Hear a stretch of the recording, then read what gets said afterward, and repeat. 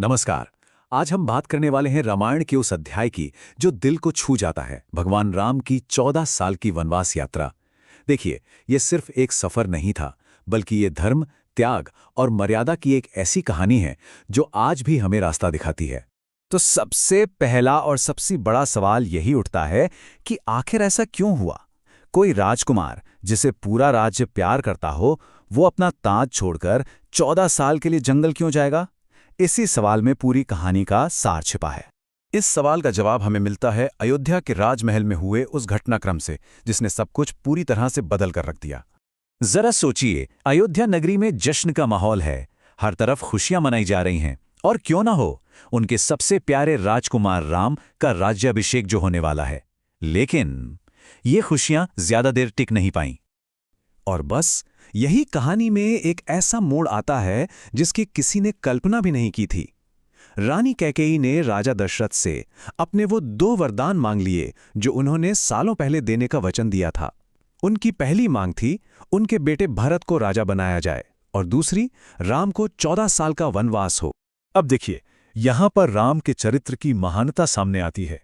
सिंहासन पर उनका पूरा हक था, सब चाहते थे कि वो राजा बने, लेकिन उन्होंने क्या चुना? उन्होंने अपने पिता के वचन का मान रखने के लिए बिना किसी सवाल के मुस्कुराते हुए वनवास स्वीकार कर लिया। ये त्याग की एक मिसाल है। और यहीं से शुरू होता है त्याग और धर्म का एक नया सफर।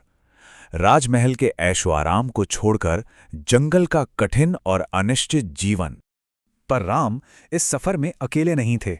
उनके साथ थीं उनकी पत्नी सीता और उनके भाई लक्ष्मण, जिन्होंने राजसुख छोड़कर अपने भाई का साथ देना चुना। इन तीनों ने राजसी कपड़े उतारे और तपस्वियों जैसे वस्त्र पहन लिए। ये 14 साल का सफर कई पड़ावों से गुजरा। शुरुआती साल चित्रकूट में बीते, जहां भरत उन्हें मनाने भी आए।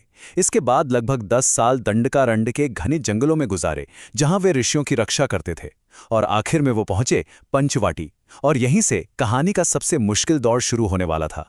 जी हां, अब हम कहानी के इस मोड़ पर हैं जहां से तनाव और संघर्ष अपने चरम पर पहुंच जाता है। पंचवटी में ही वो घटना घटी जिसने इस वनवास को एक महायुद्ध की तरफ मोड़ दिया। लेकिन इस अपहरण की वजह क्या थी? वजह थी राम का पराक्रम। उन्होंने अकेले ही खर और दूषण की 14,000 राक्षसों की सेना को खत्म कर दिया था। सोचिए जरा, इस घटना ने राक्षस राजा रावण को सीधे सीधे ललकारा और उसे बदला लेने पर मजबूर कर दिया। तो रावण ने एक चाल चली। उसने मारीच नाम के एक राक्षस को एक खूबसूरत सोने के हिरण के रूप में भेजा। ये एक ऐसा धोखा था जिसे सीता जी भाप नहीं सकीं। उस हिरण को देखकर सीता जी ने उसे पाने की इच्छा जताई। पहले राम उसके पीछे गए, और फिर एक धोखे भरी आवाज सुन के लक्ष्मण को भी जाना पड़ा। रावण का जाल काम कर गया था। अब कुटिया में सीता अकेली थी। और तभी वही हुआ जिसका डर था। रावण साधु का वेश बदलकर आया और उसने सीता का अपहरण कर लिया। वो उन्हें उठाकर अपने राज्य लंका ले गया। ये इस महाकाव्य का सबसे बड़ा संकट था। सीता के अपहरण के बाद राम और लक्ष्मण की एक बहुत ही मुश्किल और दर्द भरी खोज शुरू होती है। ये एक ऐसी तलाश थी जहां हर तरफ निराशा थी, लेकिन उम्मीद अभी बाकी थी। और इस अंधेरे में उन्हें उम्मीद की किरणें भी मिली। शबरी की भक्ति ने उन्हें रास्ता दिखाया। हनुमान की ताकत और लगन ने सीता जी का पता लगाया, और वानर राजा सुग्रीव ने अपनी पूरी सेना राम के हवाले कर दी।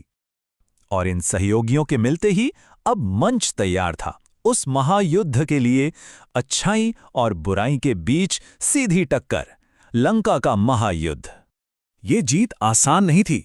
सबसे पहले तो वानर सेना ने समुद्र पर एक पुल बनाया। फिर लंका में एक जबरदस्त युद्ध हुआ, जिसके अंत में राम ने रावण का वध किया।